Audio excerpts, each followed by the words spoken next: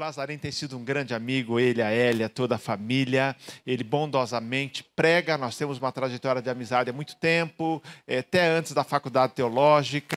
Ele é um pregador muito amado na igreja e ele sempre vai lá. E eu falei assim, não tenho como não ir e depois ter a cara de pau de convidá-lo para vir. Então hoje eu vir porque, mas cada vinda minha aqui me dá o direito a 3 vouchers, 3 idas dele lá.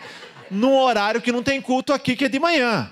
Fica fácil. Então, 3 vouchers, direito a 3 idas lá de manhã pregar, queridos. Mas que bom. Eu fico muito feliz com uma igreja nova. Nós, segundo a Bíblia diz, não devemos desprezar os pequenos começos. É desafiador começar uma igreja. Mas, ao mesmo tempo, quem está vivendo essa trajetória sabe como é bom ver a mão de Deus em cada trajetória. Começar uma igreja na pandemia é loucura. Na pandemia, vi gente fechando igreja. Mas estar no meio da pandemia é um desafio de fé em obediência a um chamado de Deus. E chegar agora, há 2 anos, com esse lema, né? Simples e saudável. Eu sou professor do Haggai e uma matéria que eu dou no Haggai, um curso, num grupo chamado Igreja Mais, num curso Igreja Mais, eu dou aula sobre igreja simples.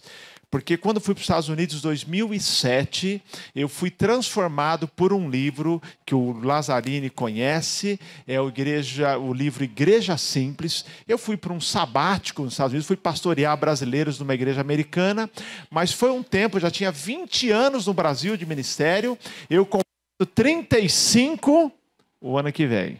Gente, então olha só, eu e o Lazzarini, para esconder a idade, a gente anda mais assim, bonitinho, cara de jovem, é para esconder. Eu vou fazer 35 anos de ministério. Mas eu fui para os Estados Unidos quando tinha 20 anos de Brasil, 18 em Piracicaba, quase 2 anos em Mauá, no meu primeiro ministério. E aquilo foi um refrigério. Eu defendi a ideia de uma igreja focada no que é essencial. Se algo que eu não suporto é burocracia. A burocracia emperra as igrejas. Essa pesquisa que deu origem ao livro Igreja Simples, ok, estou pegando, obrigado. Ele fez mostrou para mim numa garrafa d'água, ainda bem que eu entendi. Ótimo. Queridos, o fato é que essa pesquisa que deu origem ao livro dizia que igrejas simples, na sua estrutura, na sua maneira de agir, focada no que é essencial, crescem e são igrejas saudáveis. Vocês estão no caminho certo, porque a pesquisa fez uma pesquisa em igrejas de várias partes dos Estados Unidos e descobriu isso. Igrejas simples são igrejas com estruturas bem flexíveis, com foco no discipulado, foco no que é essencial. São as igrejas que estão crescendo e, mais ainda, são igrejas saudáveis. Hoje, ao falar nesses 2 anos da Igreja Life, quando a gente é convidado, a gente pensa, o que falar numa igreja num aniversário? Eu queria falar um pouquinho sobre um desafio para cada membro e frequentador dessa igreja. Quem ama a sua igreja faz da oração uma prioridade. Eu quero falar sobre a vida de oração da igreja. Porque, queridos, igreja não é uma organização humana, ela é de Deus. Nós podemos trabalhar com a estrutura, com os nossos modelos, isso é absolutamente essencial, é a nossa parte nessa história, porém, nós precisamos confiar que a oração vai fazer toda a diferença. Então, quando o assunto é a oração, é um assunto que é unanimidade na igreja. Por acaso aqui alguém acha que oração não é importante? Tem alguém? Levante a mão. A oração não é importante, é secundária. Todos nós somos unânimes. Aliás, nós cristãos, nós temos várias questões que nós discordamos e temos pontos de vista diferentes. Eu discuti aqui estilo de culto. Um gosta de um jeito, outro gosta de outro, não é verdade? Os estilos de culto. Se a gente falar sobre funcionamento da igreja, se tem escola bíblica dominical, se não tem escola bíblica dominical, se tem grupo pequeno, se não tem grupo pequeno. Se vai entrar nessas de teologia, escatologia, pré-milenista, pós-milenistas, midi-tribulacionista, pré-tribulacionista, pós-tribulacionistas, você vai ter diferenças. eleição e livre-arbítrio, se você é calvinista ou arminiano, a gente vai ter diferença. Mas quando o assunto é a oração, a igreja é unânime em afirmar que a oração ela é essencial. Nós concordamos, nós entendemos isso. Mas a minha pergunta é, por que nós oramos tão pouco? Uma pesquisa feita nos Estados Unidos, entre cristãos evangélicos, chegou à conclusão que um cristão americano ora, em média, 20 minutos. Por dia? Não. Por semana. Se fosse por dia, até que estava bem, né? 20, está orando, já está orando 20 minutos. 20 minutos por semana. Mas eu pergunto, e nós? Quanto nós oramos? O quanto nós oramos a cada dia? Aliás, as igrejas que fazem esse processo de sessão pastoral, porque às vezes algumas pessoas falam assim, pastor, você pode me ajudar num processo de sessão pastoral? É mais difícil do que a contratação de um CEO de uma multinacional. Tanta coisa que o camarada quer para aquele pastor. O Lazzarini sabe disso. Escolhe uma série de coisas e fala assim, gente, faça só 2 perguntas para ele. Faça só a pergunta como que é a vida dele familiar e o quanto ele ora por dia. O resto... Mas não perguntam, porque a questão é a oração. Lutero afirmou, diz que Lutero orava 1 hora por dia. Ele dizia, eu oro 1 hora por dia, exceto quando eu tenho muitas tarefas. Aí eu oro 2 horas. A gente faz o contrário, não é verdade? Eu oro, vamos lá, meia hora por dia. Mas o dia que está muito correndo, muito atarefado, eu oro 10 minutos, Deus me perdoa. Eu oro no trânsito. Né? Não, gente. Entendeu? O Craig Rochelle, da Life Church, fala o seguinte, alguém pode orar e não ser um cristão, mas ninguém pode ser um cristão e não orar. Interessante, você pode orar e não ser cristão, mas você não pode ser cristão e não orar. E aí ele também diz, se você está ocupado demais para orar, você realmente está ocupado demais. Que é um título até de um livro de Bill Hybels, né? Ocupado demais para deixar de orar. Queridos, oração é essencial. Pensando na Life, nessa trajetória bonita que já está acontecendo, eu já entrei aqui, já conheci o espaço, é empolgante. Então, quem está desde o começo, fica feliz da vida. Quem está chegando agora também, porque os melhores anos dessa igreja estão por vir. A minha igreja é um pouquinho mais velha do que a de vocês. Ela tem 92 anos. 92. E eu sempre digo para eles, queridos, com essa história, eu ainda continuo acreditando que os melhores anos da Igreja Batista do Cambuí estão na frente, não atrás. Porque Deus é o Deus das grandes coisas. Então a igreja sempre é assim. Os melhores anos da sua vida familiar, da sua vida pessoal e da sua vida espiritual e da igreja estão na frente. Agora, quando eu leio os livros, eu leio muito sobre igreja, nós pastores lemos, é interessante, os livros falam sobre desenvolvimento de estratégias, fala de crescimento, fala de saúde, fala de sucesso, fala de impacto, fala de estilo de culto, fala de música, fala de liderança, mas dá para contar nos dedos os livros que colocam ali a oração. Eu tenho números, eu tenho mais de 50 livros só sobre igreja. E eu fiz questão de pesquisar. Poucos falam de oração. Poucos falam de oração. Graças a Deus, a oração tem sido redescoberta como essencial na vida da igreja.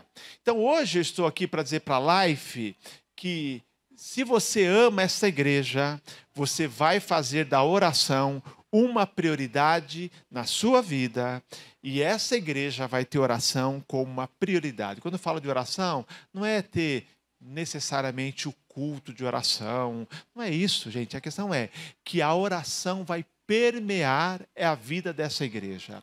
Tudo que a igreja fizer vai ser precedida, permeada pela oração. Nós vamos acreditar. E eu fico feliz porque em nossa igreja lá no Cambuí, Deus tem feito um movimento de oração lindo. E a gente já começa a ver os resultados. O primeiro resultado é transformação de vidas. Eu conheço pessoas que estavam assim, 20 anos, que eram infantis, crianças na fé. Começaram a orar, começaram a se envolver com o discipulado, e você vê um testemunho que já mudou a chavinha. Porque ele descobriu essa caminhada com Deus. Prioridade significa aquilo que é importante, aquilo que vem em primeiro lugar. E a Igreja Life precisa e deve, a partir dessa caminhada como igreja, nesses 2 anos, dizer: a oração vai ser a marca dessa igreja. Tudo que fizermos será permeado pela oração, será marcado pela oração. O pós-evento, pós-realização será marcado pela oração de gratidão a Deus, porque oração é que move a mão de Deus. A igreja primitiva aprendeu isso muito cedo. A igreja primitiva, a igreja de Jerusalém, começou numa reunião de oração. Lembram? Estavam todos reunidos lá em Atos 1:14, Atos 2, o Espírito Santo veio sobre eles, desceu o Espírito Santo, iniciando a era da igreja.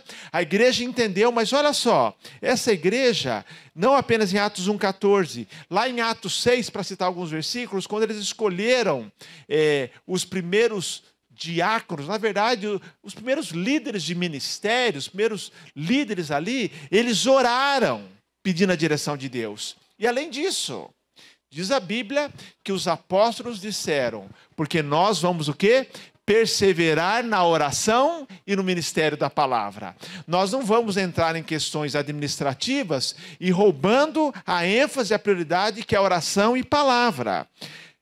Quando eles foram também enviar Paulo para a obra missionária, Barnabé para a obra missionária, diz a Bíblia em Atos 13 que eles oraram e encaminharam.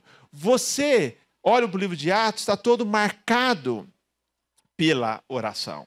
E hoje eu quero compartilhar com vocês um texto, que é uma das histórias que fala de oração, para falar sobre a vida de oração na igreja. É Atos capítulo 12. E aqui você vai abrindo, deixa eu contar um pouquinho dessa história, introduzir a história para nós compartilharmos hoje. Atos 12 é a história de uma intervenção poderosa de Deus em resposta à oração do seu povo. Sempre que a igreja ora, o Senhor responde. Então, Atos 12 nos conta essa história, porque essa igreja priorizava a oração. Aliás, a Bíblia é a história da intervenção de Deus em resposta à oração. Atos 12 daria um bom filme. Aliás, é um filme fantástico. Vocês se lembram? O texto diz que houve o martírio de Tiago. Tiago foi morto por Herodes. Pedro foi preso. E aí vamos lembrar aqui um pouquinho. A gente lê Herodes na Bíblia. Há vários Herodes na Bíblia. 3 são os mais famosos. Primeiro, Herodes o Grande, que governava a Judéia quando Jesus nasceu. Está lá em Mateus 2. Herodes Antipas, que foi o que mandou matar João Batista decapitando-o. Herodes Agripa I, que é o neto de Herodes o Grande, que mandou prender os apóstolos, alguns apóstolos, e que é este, que agora, neto de Herodes, daquele primeiro Herodes do tempo de Jesus lá, que mandou matar Tiago e mandou prender Pedro. Então, o neto de Herodes, veja só, essa família é só de gente boa. Nas horas vagas, eles ficavam conversando sobre quem eles iam matar, quem iam mandar prender.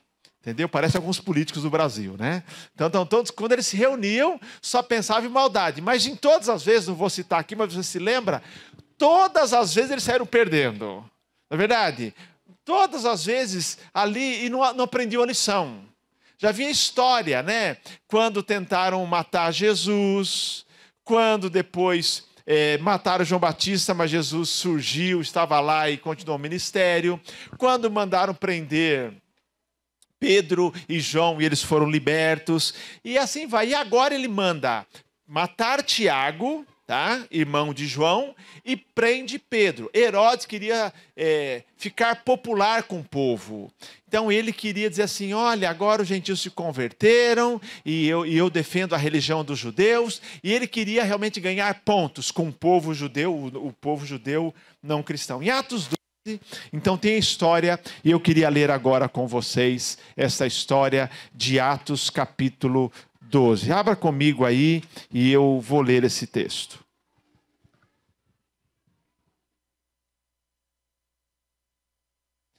É uma história linda. Eu queria que você acompanhasse e pudesse imaginar o que aconteceu. A Bíblia diz: naquela mesma ocasião, o rei Herodes decidiu matar alguns da igreja. E matou ao fio da espada Tiago, irmão de João. Vendo que isso agradava os judeus, prosseguiu, mandando prender também Pedro. E eram aqueles os dias dos pães sem fermento. Esse é o contexto do martírio de Tiago e a prisão de Pedro. Olha o que diz o texto. Tendo-o detido, colocou na prisão, entregando-o a 4 grupos de 4 soldados, cada um para o guardarem, e pretendia apresentá-lo ao povo depois da Páscoa, porque não se permitia matar alguém durante a Páscoa. Pedro estava na prisão, mas a igreja orava a Deus com insistência em seu favor.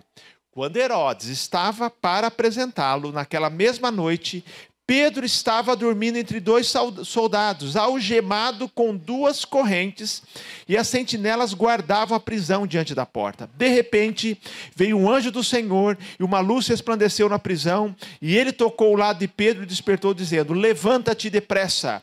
E as algemas caíram dos seus pulsos. E o anjo ainda lhe disse: está imaginando a história? Olha, falando com Pedro: coloca as tuas roupas e calça as sandálias. E ele assim fez, e disse-lhe mais: põe a tua capa e segue-me. Ao sair, Pedro seguiu, sem compreender que o que estava acontecendo por meio do anjo era real, pois pensava tratar-se de uma visão.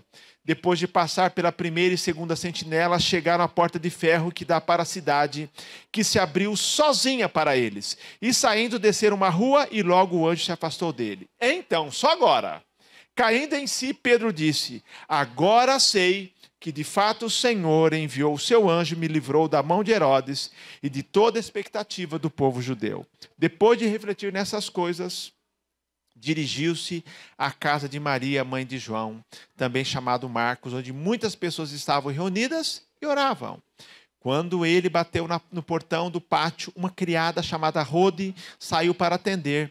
Reconhecendo a voz de Pedro, não abriu o portão por causa da alegria, mas correndo para dentro anunciou que Pedro estava do lado de fora do portão. E lhe disseram: estás louca? Ela, porém, insistia, mas eles diziam: é o anjo dele.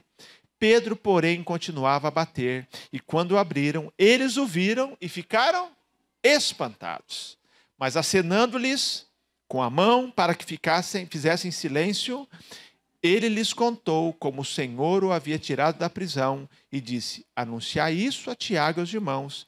E saindo, partiu para outro lugar. Logo que amanheceu, houve grande tumulto entre os soldados sobre o que teria acontecido a Pedro. Eles o procuraram, mas não o encontraram. Então Herodes interrogou as sentinelas e mandou que fossem executadas. E descendo da Judéia para Cesareia, Herodes ficou ali durante algum tempo. Amém.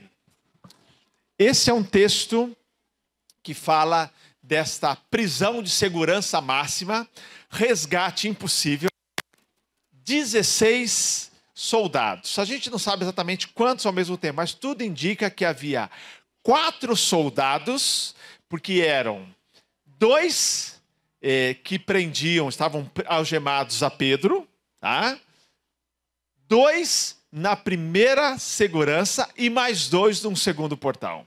Então a gente tinha ali, provavelmente, 4 turnos, dizem os autores, de 4 soldados, mas havia também, além desses 4, mais 2. Então, ou seja, 2 você está algemado, 2 no primeiro portão, 2 no segundo portão. Gente, Pedro era tão perigoso assim? Pedro era inofensivo. Aliás, Pedro devia estar dormindo, como estava, né? Tranquilo. Eles inofensivos. Quer dizer, mas era um presídio de segurança máxima. Resgate impossível. Um anjo do Senhor, diz a Bíblia, é enviado. As correntes da prisão ali, dos braços de Pedro com soldados, se quebram. A abertura do portão. E aí, Pedro, quando liberto, fala: o Senhor enviou o seu anjo e me livrou da mão de Herodes e de toda a expectativa, que é a expectativa da morte dele. Como isso aconteceu, queridos? Por causa da estratégia, a oração. A oração é a arma dos que não têm nenhum poder. Eu fico realmente preocupado quando a igreja acha que o que ela precisa de poder político, né? Deu no que deu, né, gente? Gente, nós devemos ter cristãos evangélicos na política, não tenha dúvida. Mas achar que nós dependemos de poder político, poder econômico, poder social para fazer diferença, essa igreja aqui, ela não tinha nenhuma dessas influências, nenhum desses poderes, mas tinha o poder que importava, o poder que vem por meio da oração. Essa igreja, quando Tiago foi morto, Pedro foi preso, não tinha o que fazer do ponto de vista humano, mas os primeiros cristãos eram um povo de oração. Eles sabiam que Deus era maior que Herodes, que Herodes não era ninguém diante de Deus. Eles sabiam que o reino de Deus era muito maior do que o Império Romano. E nós precisamos acreditar nisso. Deus tem feito coisas maravilhosas por meio da igreja. Eu louvo a Deus quando uma igreja nova é aberta. Queridos, em lugar de banco, né? Que muitas igrejas se abram, porque a igreja é a esperança do mundo. O que as pessoas precisam de uma igreja que prega o evangelho. A igreja tem feito diferença no mundo, queridos. Então, uma igreja, não importa o tamanho delas, essa igreja, como cantamos aqui, essa música linda, é a casa, onde gente sobrecarregada vem, gente ferida vem, onde casamentos são transformados. Queridos, eu tenho uma classe de batismo e eu tenho visto lá, eu faço questão de eu ser o professor da classe de batismo, desde que eu sou pastor, porque é o meu primeiro contato, eu não quero perder esse prazer. E eu tenho visto Deus transformar, gente chega para a igreja, é transformada, casamento restaurado, gente que vivia com outra pessoa se converte. Eu faço o casamento, casei agora um pessoal, vou batizá-los. Ele, 30 anos no espiritismo, foi transformado, está lá pregando o evangelho, está entendendo. Queridos, transformação. A igreja, mas uma igreja que depende do poder de Deus. E eu quero compartilhar com você para que você, como membro dessa igreja, como um cristão, diga assim: oração vai ser uma prioridade na minha vida. Para que, à medida que cada membro dessa igreja, cada frequentador fizer da oração uma prioridade, possa essa igreja também dizer assim: essa igreja que tem como marca a oração. Em primeiro lugar, esse texto nos mostra que orar é entregar tudo nas mãos de Deus. Queridos, na igreja primitiva, a oração não era algo esporádico. Era algo que fazia parte do dia a dia. Oração era a respiração da igreja. Ela entendia que não dava para viver como igreja sem orar. Ela orava por tudo. Vimos, orou antes do Pentecostes, orou para escolhas, orava quando alguém estava preso. É uma igreja que orava o tempo todo. Queridos, oração não deve ser algo esporádico. Tem pessoas que me procuram e não fazem por mal, procuram, falam: pastor, olha, a situação está difícil, desesperadora, agora só resta orar. Agora? Tem que ter orado lá no começo. Não, gente, não é que só resta orar. Tudo começa com oração. Então, pode ser dor de cabeça, precisa de oração. Ou pode ser aquele diagnóstico de um câncer. É oração. Então, oração na vida da igreja, na vida do cristão, não é o último recurso, é o primeiro recurso. Quando qualquer situação, se está tudo bem, oração você precisa. Se as coisas não estão indo bem, oração. Oração é a vida do cristão. Você tem que orar. Nós temos que orar pelos nossos filhos. Temos que orar pela nossa igreja. Nós temos que orar por aqueles que não conhecem Jesus. Temos que orar, queridos, o tempo todo, por tudo. Orar em todo o tempo e por todas as circunstâncias, boas ou ruins. Essa igreja, oração era algo natural. A igreja começou numa reunião de oração e continuou sua vida de oração. Agora, olha o que diz o texto, que essa igreja orava incessantemente, Atos 12, 5. A expressão éctenes significa duas coisas, e por isso que algumas traduzem de forma diferente. Orava incessantemente, outros dizem assim, oravam fervorosamente. Então eu diria que uma boa tradução é, essa igreja orava de maneira perseverante e fervorosa. Não era só oração sem interrupção, porque eles oraram até Pedro ser liberto, oraram vários dias, mas eles oravam também, queridos, de maneira fervorosa, confiando, uma prioridade. A igreja precisa ter oração no centro. Queridos, louvor, palavra, tudo é muito bom, precisamos ter estrutura, mas que nada disso roube o lugar da igreja. Porque essa igreja nos ensina que ela precisava de oração continuamente, fazia parte da igreja. Agora, orar, o texto nos mostra que não é exigir que Deus faça a nossa vontade. Tiago foi morto. Logicamente, eles oraram por Tiago também. Mas Deus, na sua soberania, permitiu que Tiago fosse morto. Eles oraram por Pedro, não exigindo que Deus libertasse Pedro, mas clamando ao Senhor. Eu costumo ensinar para a igreja lá. Sempre que você enfrentar uma situação difícil, tem que fazer como Paulo fez com o espinho na carne. Entenda, a vontade de Deus é te libertar. Ore para que Deus te liberte daquele problema, daquela luta. Só pare de orar por isso quando Ele disser para você, minha graça te basta, ou responder a sua oração. Enquanto é uma enfermidade, a vontade perfeita de Deus é a tua cura. Tá? Um filho afastado, a vontade de Deus é que ele volte. Você vai orar ao Senhor. Mas às vezes Ele quer que você conviva com a situação e Ele vai dizer assim, a minha graça te basta. Essa igreja orava dizendo assim, Senhor, liberta o irmão Pedro. Liberta, Senhor, já ficamos sem Tiago. Não dá. Liberta o irmão Pedro. Pedro é líder da igreja. Agora, orar é você acreditar que o que é impossível para o homem é possível para Deus. Esse texto mostra isso. Quantas vezes, né? Textos da Bíblia, a gravidez de Sara, a gravidez de Maria, situações impossíveis, eram impossíveis para o homem, mas não impossíveis para Deus. Queridos, uma coisa linda na vida da igreja, nós como os pastores desfrutamos disso, é ver milagre após milagre de Deus. E a gente vê milagres de primeira mão. Queridos, a gente vê milagre, entendeu? A gente às vezes conversa e Deus vai juntando as coisas. Quantas e quantas vezes, por exemplo, na pandemia, aperto financeiro, dá um desespero. Imagina vocês aqui, imagina uma igreja aqui com 90 e tantos anos, nós temos 25 missionários no mundo, tendo que bancar, pagando, eles recebem lá, tem que converter para euro, converter para dólar, missionários no Brasil. Então, quando veio a pandemia, paramos com a comissão, vamos enxugar o orçamento. Eu falei assim, nós vamos enxugar, mas nós vamos crer que Deus vai fazer mais. A nossa parte humana é controlar. Queridos, foi o melhor ano da igreja, foi na pandemia de entrada de orçamento. Entendeu? O ano passado também, os últimos anos, e esse ano também. Então eu vejo assim, semana após semana, essa é uma área. Frequência na igreja, cultos de oração, gente chegando, gente sendo batizada. Tentava fazer discipulado, pegar na igreja para valer. Eu tinha um outro grupo. Hoje eu tenho inúmeros grupos de discipulado de mulheres, de homens. Tenho 16 grupos de oração online. Homens se reunindo para orar toda semana. É milagre de Deus. Toda semana homens no Zoom. Entendeu? O máximo que eu consegui é reunir eles para um churrasco. Então estão lá no Zoom, semana, não param nem, só para a semana do Natal, no Novo. Queridos, mas por quê?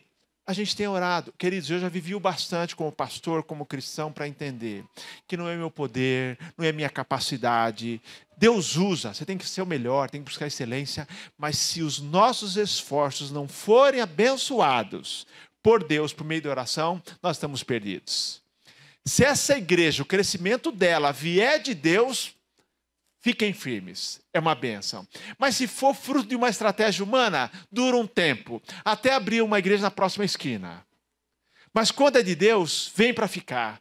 Então que os nossos esforços sejam abençoados por Deus. E Ele mostra que o que é impossível para o homem é possível para Deus. Esse texto nos ensina que orar é perseverar até que chegue a resposta.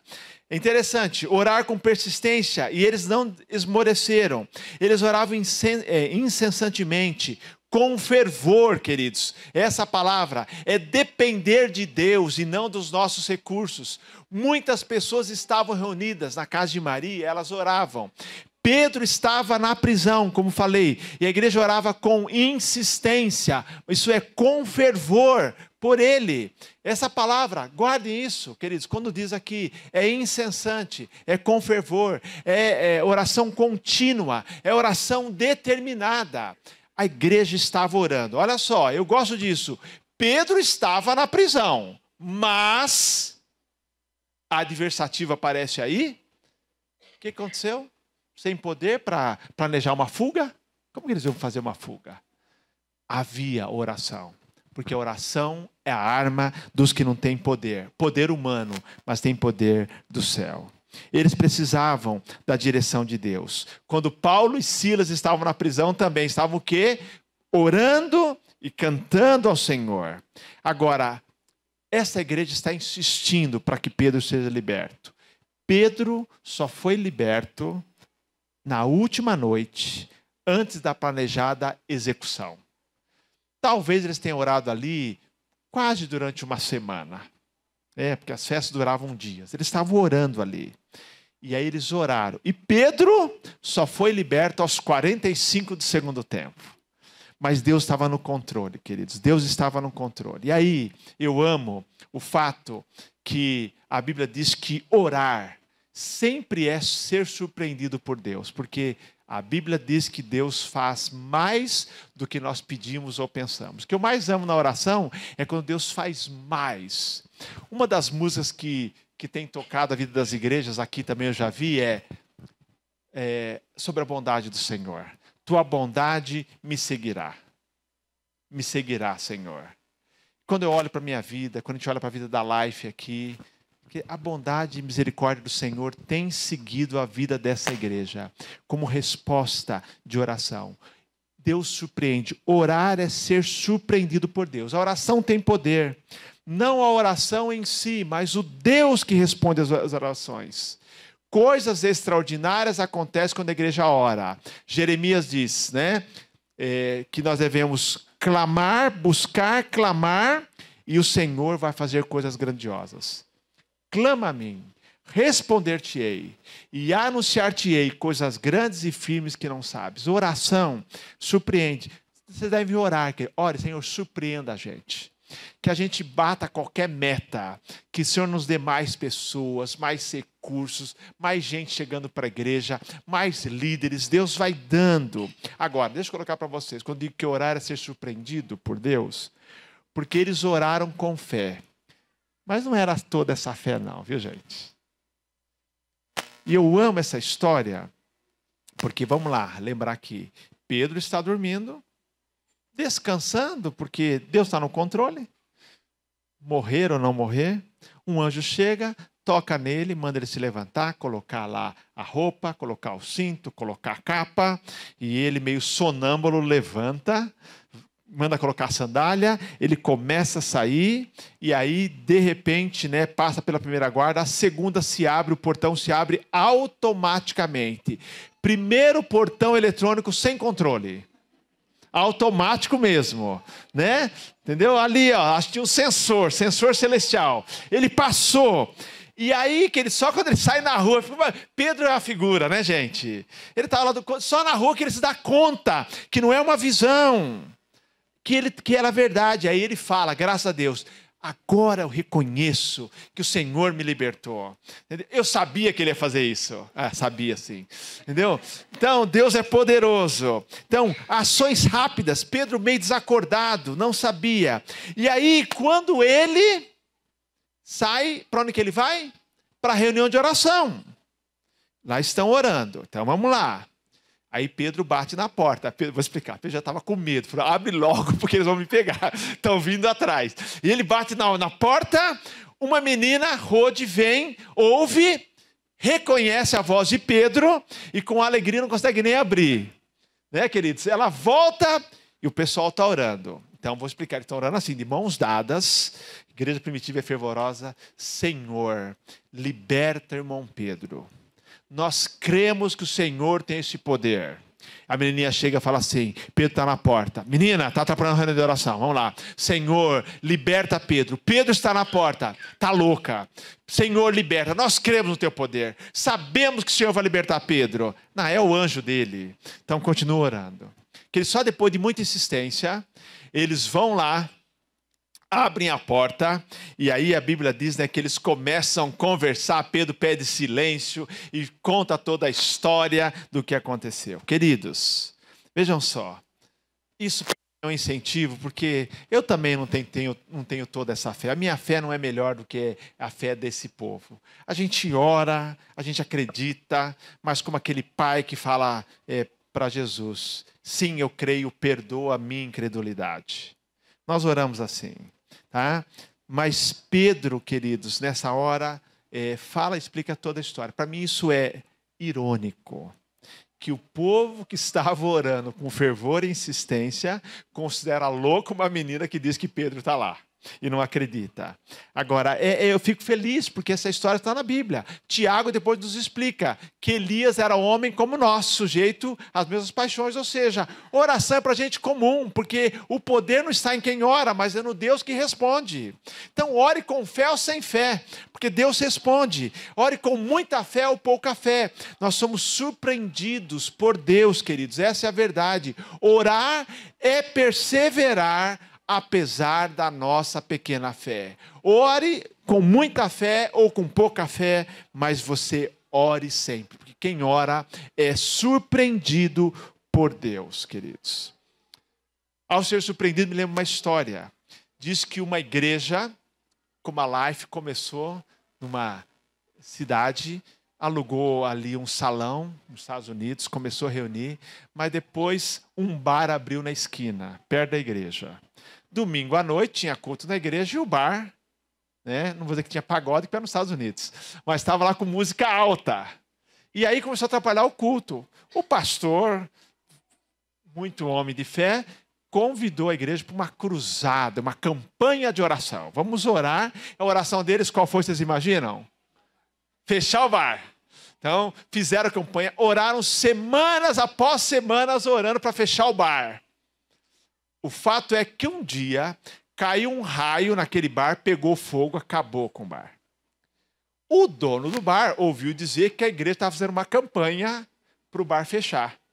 Foi na justiça contra a igreja.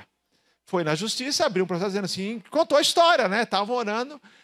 O pastor foi convocado pelo juiz para uma audiência inicial para conversar. E aí o dono do bar fez a acusação, o advogado dele, e ele dizia, olha, eu tinha um bar ali, a igreja começou a orar, um dia meu bar pegou fogo, tal, E aí, ouviu a história, o juiz olhou para o pastor e falou assim, o que o senhor tem a dizer sobre isso? O pastor disse, olha, seu juiz, que nós oramos para que o bar fechasse, é verdade. Mas daí dizer que o bar pegou fogo por causa da nossa oração, já é demais. O juiz olhou para o pastor e falou assim, eu não acredito no que eu estou ouvindo. Estou diante de um dono de bar que acredita mais na oração do que o pastor da igreja. Queridos, tem hora que o mundo acredita mais na oração do que a gente. Eles vêm pedindo oração para nós.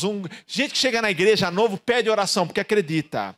Queridos, nós precisamos ser uma igreja que dá prioridade à oração, que crê no poder da oração.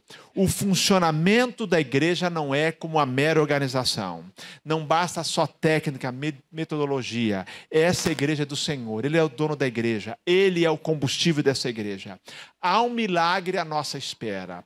Deus quer realizar grandes coisas, mas a porta que abre esses milagres é a oração. A porta que abre esses milagres é a oração. A oração tem poder, não a oração em si, mas o nosso Deus que responde às orações. E que a gente possa ver na vida dessa igreja muitas intervenções maravilhosas de Deus. E para terminar, talvez você conheça a história, como ela termina. A história começou com Tiago morto, Pedro preso, Herodes reinando. O evangelho sendo prejudicado. A história termina, os outros versículos, não vou ler, você conhece. Herodes morre, porque foi elogiado, fez um discurso, foi elogiado, e ele não deu glória a Deus. A Bíblia nos diz. Pedro solto e o evangelho, como diz a Bíblia no final do capítulo 12, prevalecendo. Sempre assim. As coisas mudam por meio da oração. A igreja primitiva era uma igreja que orava. Nós também queremos ser uma igreja, queremos ser crentes, que prevalecemos em oração. crendo nos milagres de Deus na nossa vida pessoal, na nossa vida profissional, na nossa vida familiar e na vida da nossa igreja para a glória dele. Que Deus nos abençoe. Amém. Vamos orar. Deus de amor, eu quero te louvar porque o Senhor não criou a igreja para funcionar como uma organização humana. O Senhor faz grandes coisas quando essa igreja mostra a dependência do Senhor por meio da oração. Eu te louvo por essa igreja linda, essa igreja que já é um milagre do Senhor. Que o Senhor realize mais e mais milagres, que a cada semana eles vejam milagres, resultado da oração, gente se convertendo, famílias sendo transformadas, recursos financeiros chegando, novos desafios sendo realizados, Pai querido. Abençoa o pastor Lazzarini, abençoa toda a equipe, e que essa igreja viva na dependência constante do Senhor, e que oração seja a prioridade dessa igreja para a tua glória. É a minha oração em nome de Jesus. Amém, Senhor. Amém.